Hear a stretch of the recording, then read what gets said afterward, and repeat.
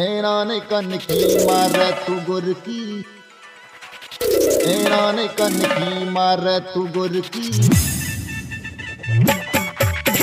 DJ ओम शंकर परसा खरभिंडा। एनाने कनकी मारे तू गुरकी,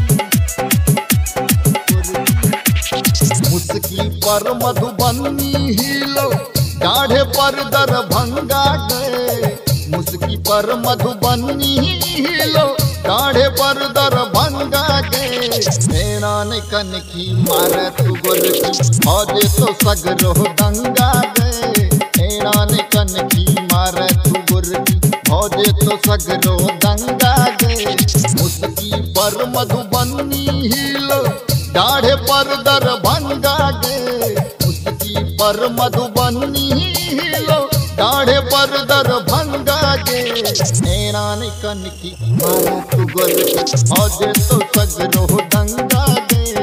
एनाने कनकी मारे तू गुरकी। अपने सब सुन रहल छी अविनाश झा न्यू के। एनाने कनकी मारे तू गुरकी, मारे तू गुरकी,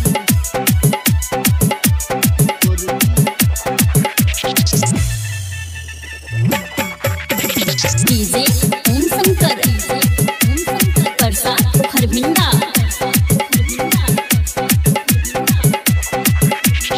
हो रख लाली होश उड़ावा, पायल तोहर झनकौआ छो। हाय हिल सैंडल कुर्ती छो, जहली सेंट तोहर गमकौआ छो। लाली तोहर ई थोरक गोरी, लागो लिपस्टिक महंगा गे। एनाने कनकी मारे तू गुरकी, फौजे तो सगरे दंगा गे। एनाने कनकी मारे तू गुरकी, फौजे तो सगरो दंगा गे। एनाने कनकी मारे तू गुरकी, एनाने कनकी मारे तू गुरकी,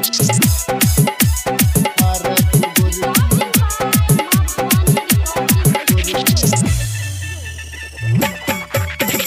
डीजे ओम शंकर परसा खरभिंडा।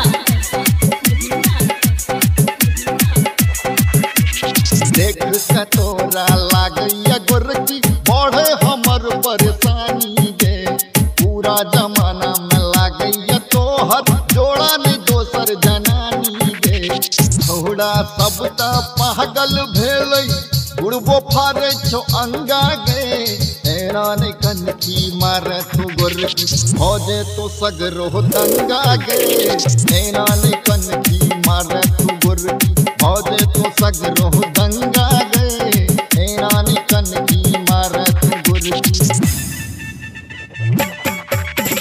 डीजे ओम शंकर परसा खरभिंडा।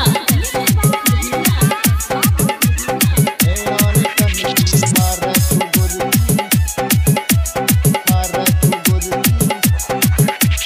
तोहर जवानी करे छो न दहनी, कहे छो अंकुर दीवाना गे। बोली सा तोहर लागैया गोली, तू ही का रूपक खजाना गे। नू सा तू ब्याह रचाले, क्यों न कर तो पंगा गे। एनाने कनकी मारे तू गुरकी, फौजे तो सगरो दंगा गे।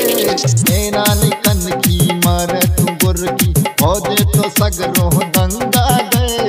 एनाने कनकी मारे तू गुरकी, मुस्की पर मधुबनी हिलो, गाढ़े पर दरभंगा गे। मुस्की पर मधुबनी हिलो, गाढ़े पर दरभंगा गे। एनाने कनकी मारे तू गुरकी, फौजे तो सगरो दंगा गे। एनाने कनकी